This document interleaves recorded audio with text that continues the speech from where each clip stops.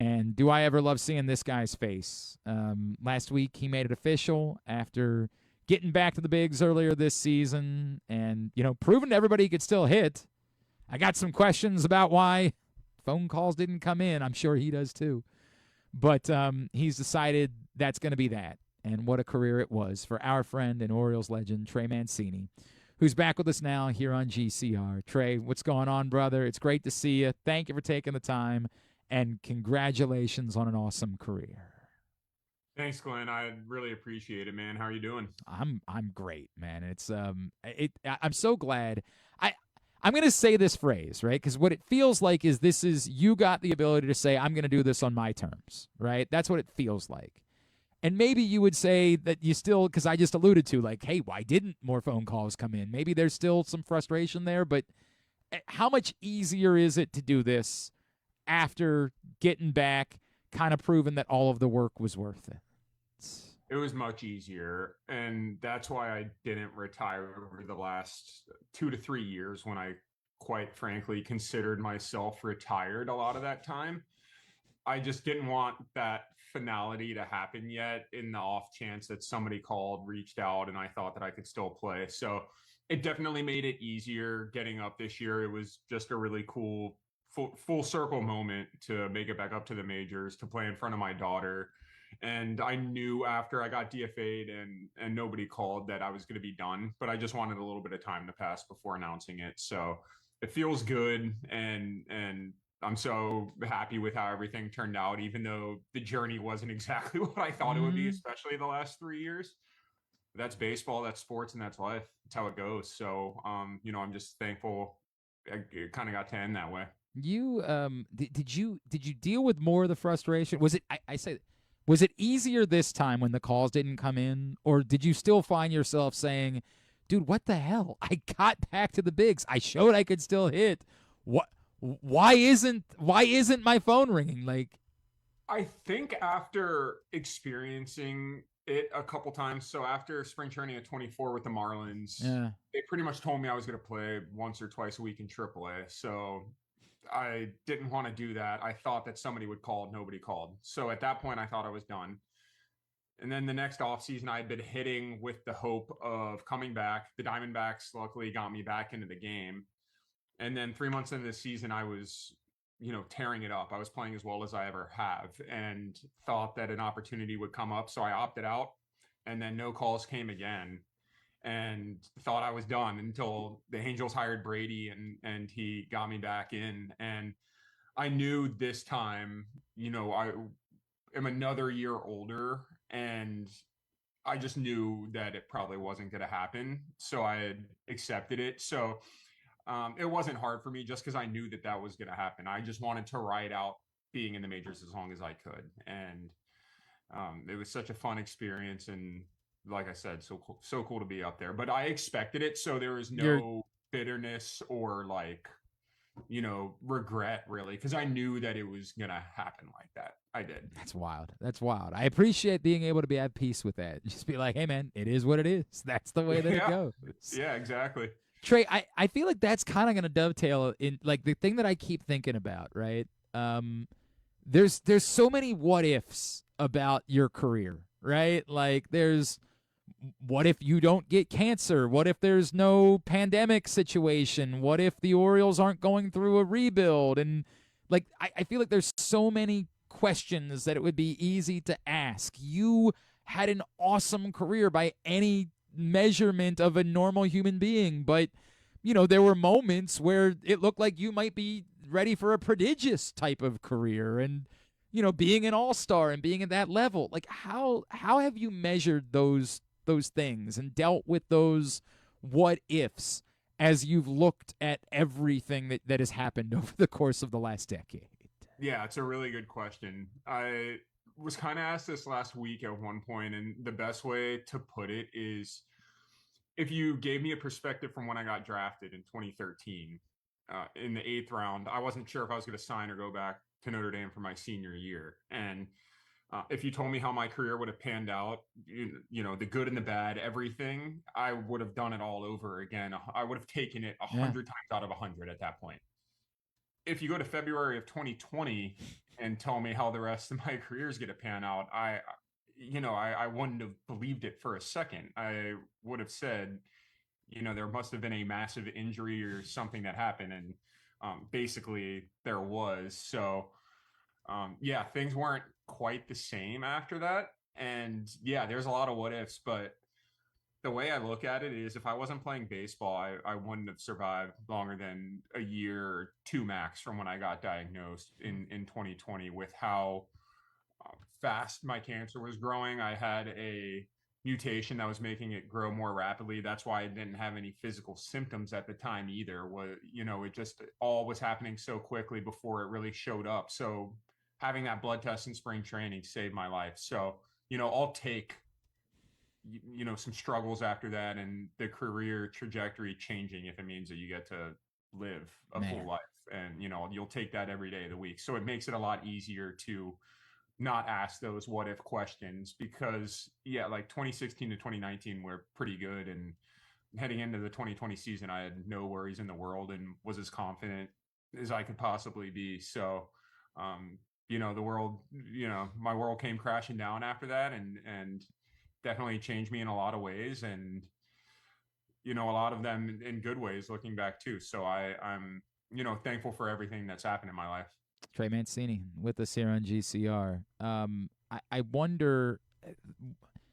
I feel like it would have been easy to be bitter at baseball. Like, I feel like when you were going through a lot of this, it would have been easier for you to take that out on the sport.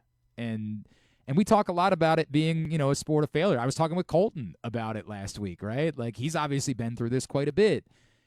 Why didn't it become like you were hell bent? I'm not giving up on baseball. I'm going to keep working my ass off to play baseball. Why was there never that bitterness towards the sport? How did you maintain the love and the passion for the sport despite the fact that it wasn't maybe paying you back the way that you probably were deserved? I think for the most part, because I credited it with saving my life, I owed it to myself and my teammates and the city and everybody to keep playing. Like, if I'm physically able to keep playing baseball, I'm going to. But there were a lot of hard days in there, 21 through 2023. I was caught a lot between being thankful that I was alive and then being bitter that it happened to me. And I didn't feel like the exactly the same hitter and baseball player that I was before. I couldn't explain it, but something was just a tick off and never quite clicked. Beforehand, I had this confidence that never ever wavered. Even when I had, rough halves of a season or rough seasons, the confidence deep down never wavered until that all happened. But, I knew that I had to keep going and figure out how to be the best baseball player that I could with my new reality. And, I wanted to inspire a lot of people too, that go through things like this, that you can keep, you can quit or you can keep plugging forward and keep trying to accomplish your goals, even if you have to change your perspective of what those goals are. I always wonder, like, were you prepared for that part of it, Trey? Because I remember talking to you then, and I couldn't get the sense of you became this sort of larger than life inspirational figure after that point. And to that point, you had kind of just been a ball player, right? Like just a guy, really affable, likable guy, but for the most part, just a ball player. Were you ready for? I don't know if burden is the right word, but were you ready for how much like hope you were carrying for other people that had gone through things in the aftermath of that when you were still trying to kind of just be a ball player? Yeah, I mean, it wasn't hard for me for the inspiration aspect. I was so happy to do it and thankful to be in that position. But from my own personal journey, I was still really worried about my health those first couple years out of it too. You're worried about it coming back, and if it does, your prognosis is really rough. So that was in the back of my mind the whole time, and probably the main reason that the performance wasn't always consistent was, mentally I was just, it was in the back of my head like a dark cloud all the time. So it was a heavy burden, and at certain times I'd say 2021 was tougher than actually going through chemo, and that year was weirdly enough, just because I was back trying to be the same baseball player that I was 2 years before, but Yeah, I had gone hitting through this major 35 home life runs, event, right? Yeah.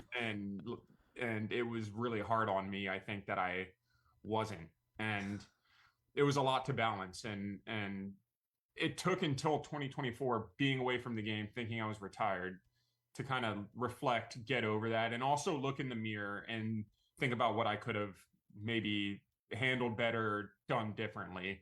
But it's also hard to do that too, because in the moment, like I said, you're just so worried about your health, and it's this indescribable worry that's always with you, and you can't escape. It's a very difficult position to be in. That's a terrifying thought, but I'm so glad that you were able to kind of find that peace, and how to handle it, and we're glad that Yeah, it didn't come back. Let's keep it that way. time Yeah. is like the biggest healer in these things, unfortunately, like sometimes, but yeah, it's time. When I say this, it's going to sound maybe like a backhanded compliment. I think you know what I'm saying. So I think we've known each other long enough that I can speak it this way. Absolutely. I introduce you as an Orioles legend because it's true. That's the way that we treat you. I say that knowing that you had some good years on some bad teams. Like, it's not Trey Mancini, playoff hero of it's I hope that you understand what I'm saying. What does that feel like, that you have become this beloved figure that has been so supported by this city, despite it not being, you weren't AL MVP, you weren't, leading the league in home runs, you weren't. Have you been able to kind of compartmentalize how unlikely it is that someone with your career became such a beloved figure and is legitimately treated like a legend in this city? It means the world to me, and I don't think I would have had the career with any other team if I was drafted by anybody else. The Orioles were a perfect fit for me. They really were, and I loved every second of being in the minor league system, and I had such an identity of being an Oriole. When I got called up in 2016, what really inspired me was that group of guys that had been there and really Yeah. turned the franchise around. Buck had been there for years at that point, and he had been with all those guys like Darren O'Day. Trumbo had just come over, CD, Jonesy, Zach Britton, Tommy Hunter. I can go down the list. Brad Brock. They all were, I think, in their own ways, maybe overlooked at other places. And they kind of all got to Baltimore and found a home there and had a lot of success there and brought the team back to prominence. And that really inspired me when I got called up, because they treated me so well. I wanted to be a part of that. And even in those rough years, I remembered what it was like to be on that really good team in 2016. And I wanted nothing more than to get the Orioles back to that point. That was always on the forefront of my mind. I wanted to be in Baltimore when we were good again. Hmm. And that really drove me, I think, the whole time. And the fans always still were at the games. They paid so much attention. They knew all the guys on the team and details about them that maybe other fan bases wouldn't have when the team wasn't playing so well, but they stayed locked in and stayed with us the whole time, and that really meant a lot to me. So I wanted to show them love back, by going out there and playing hard every night, no matter what the score was or how our season was going. Man, I appreciated that about that group, and I appreciated the influence that it had on you. Mhm. Knowing you, knowing you're at, how personable you are, knowing obviously, you certainly your wife has a lot of connections in this industry. My first thing that I said last week was Trey's got to be doing TV. Like, he has to be doing TV. Is that my first thing that I said last week was Trey's got to be doing TV. Like, he has to be doing TV. Is that a thought for you in this next phase of your life? I wouldn't mind. I would love to, at least on a part-time basis. It keeps you around the game while the schedule's grueling, as everybody knows, and it's even tougher on coaches. So I'm not exactly sure if that's a route I'd want to go, at least right now. But Yeah. TV, I want to stay locked into the sport and engaged, and I think that's a great way to do it while also providing some knowledge and giving people insight onto how the game is played and your experience being a player. So it's something that I would have interest in. And I started public speaking a little bit too before the Angels called me this year. Wow. And I really enjoyed it a lot. So that's something I'd like to break back into You've got a coming decent up here. story to tell. I mean, like, I imagine it works. Was that difficult for, again, you've always been so good in interviews, I would think, but it's such a different setting, man. Like, nobody understands Different. that. It was probably my biggest fear Ah, growing up, doing a presentation in front of my class or speaking in front of even 5 people that I didn't yeah. know was always very daunting to me, and I'd always be shaking speaking in front of them. So it's a fear that I kind of wanted to conquer. It was a new challenge. But it's something, if it's like baseball, if you practice it enough and you master it, then that goes away.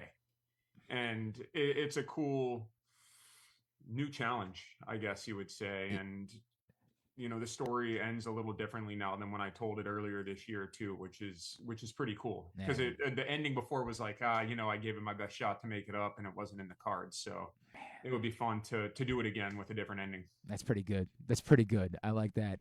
Anything else, or is it just like, let's be a dad, let's be a Yeah, like? yes, yeah. Being a dad is the best thing ever. Our daughter's 10 months old now, so we're in the thick of it. She's got some energy. She is the cutest, sweetest girl in the world, but there's no relaxing on the couch. There's no breaks. We are watching her at all times when she's up. Are you all in your girl dadness? Like, are you going to be the type that, like, at some point there's going to be a video of you posted where you're like dressed up as a princess because she wanted you to? Like, are you? Probably, yeah. I'm Yeah. wrapped around her finger already, so I'm sure she will. I probably can't. I can't say no to her. I get it, man. Yeah. I don't have a girl. I got 2 boys, so I didn't have to worry about these things, right? Like, I was the guy when, like, I knew my wife was upset. I was like giving the thumbs up to I'm like, Yeah, whatever makes her happy, I'm probably gonna do it. man, I respect everything about that. Respect everything about the girl dad stuff, man.